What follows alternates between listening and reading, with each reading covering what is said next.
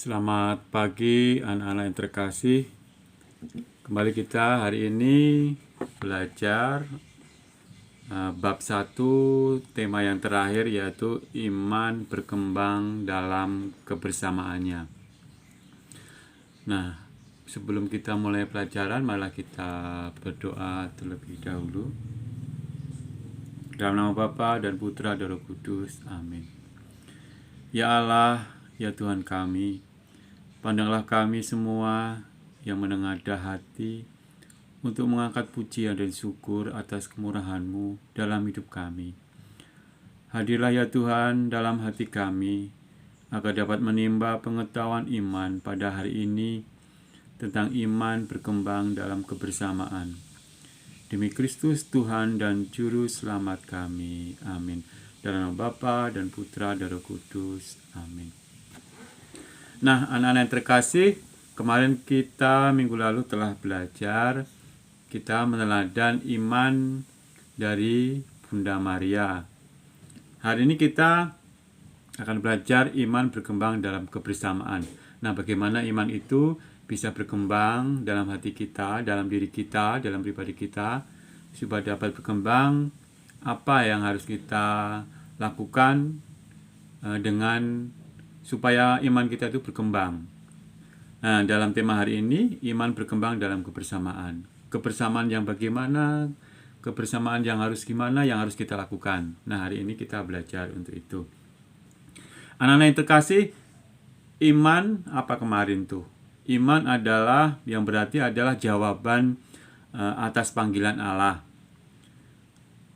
Penyerahan pribadi kita ya, penyerahan pribadi kita kepada Allah yang menjumpai manusia secara pribadi juga, yaitu berarti iman itu kita secara pribadi menyerahkan diri atas panggilan Allah itu secara pribadi ya. Nah, dalam iman manusia menyerahkan diri kepada Sang Pemberi hidup, yaitu Allah. Iman pertama-tama dan terutama menyangkut hubungan antara manusia dan Allah. Jadi iman itu menyangkut hubungan pribadi antara manusia dan Allah. Nah, meskipun iman itu bersifat pribadi ya anak-anak, atau bersifat personal atau pribadi kita dalam hati ya. Namun dalam usaha mengembangkan iman supaya iman kita berkembang, kita perlu kebersamaan dalam jemaat agar iman kita makin kuat dan diteguhkan dalam perjumpaan dengan saudara-saudara yang seiman. Jadi iman kita akan berkembang dalam kebersamaan kita di dalam jemaat, di dalam keluarga, di dalam komunitas, kemudian di dalam paroki. Nantinya kita akan berkembang kalau kita mengikuti dengan saudara-saudara kita yang seiman. Nah, dalam mengembangkan iman itu dengan masyarakat, dengan apa itu, dengan tadi saudara-saudara kita seiman di dalam keluarga, di paroki dan lain sebagainya, tidak mudah ya anak-anak. Banyak sekali mungkin tantangan-tantangan dan hambatan-hambatan. Tantangan dalam diri kita mungkin ya, ada rasa malas mau berangkat ke gereja, mau malas berangkat doa bersama, egois, dan kebiasaan buruk lainnya. Nah, itu akan menghambat pertumbuhan iman kita. Apalagi zaman sekarang ada media sosial. Kita asik sendiri, tidak mau berinteraksi dengan saudara-saudara kita seiman. Nah, untuk menghadapi berbagai macam tantangan tersebut, maka tidak ada jalan lain ya, kita harus memperkokoh iman kita. Memperkokoh iman kita disertai dengan sikap penyerahan diri kepada karya Allah yang menyelamatkan. Nah,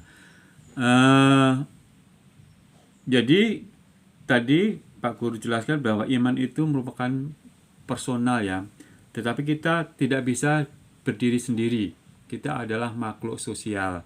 Jadi kita harus mempunyai dua aspek yang iman itu, aspek pribadi dan aspek sosial. Aspek sosial itu kita berinteraksi dengan saudara-saudara kita seiman dalam keluarga, dalam komunitas kita masing-masing, dan di dalam paroki. Nah, itu ini ada gambar-gambar ya anak-anak ini. Ini ada persekutuan di gereja.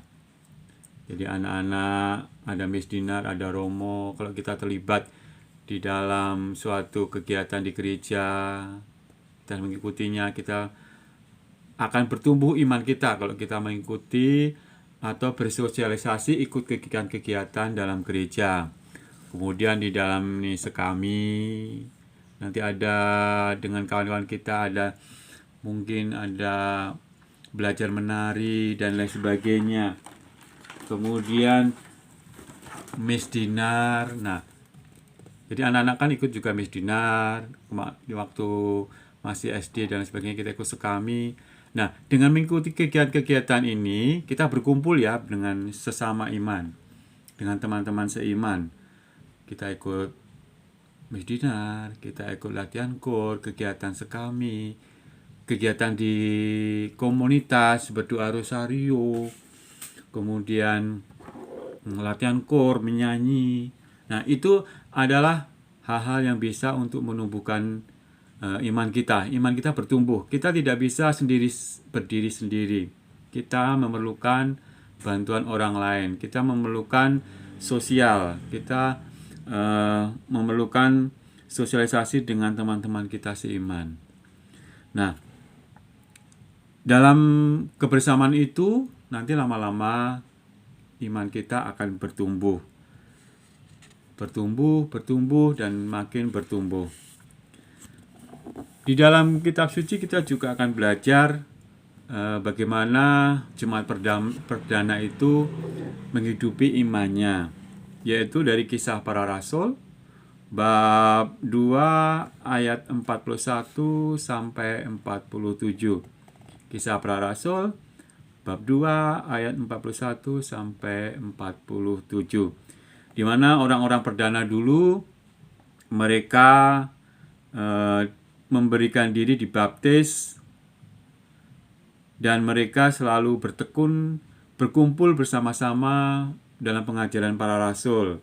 Mereka memecah roti, berkumpul, berdoa bersama-sama, dan mereka banyak mengadakan mujizat. Nah, dalam jemaat perdana itu juga mereka saling mengisi, saling memberi apa yang menjadi hak miliknya, kelebihannya diberikan kepada umat yang lain dalam mereka kebersamaan dalam satu iman. Jadi mereka tidak bisa hidup sendiri jua, mereka tetap bersatu dalam iman, berkumpul, berdoa, sehingga imannya bertumbuh dan bertumbuh.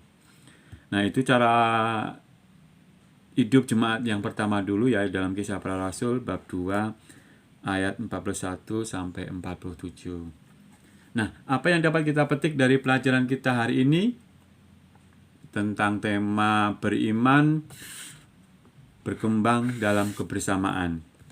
Nah, yang dapat kita petik dari pelajaran kita hari ini yaitu iman itu bersifat personal ya, atau pribadi, sekaligus sosial. Sosial yaitu kita tidak bisa hidup sendiri, tapi kita berinteraksi dengan sesama kita seiman.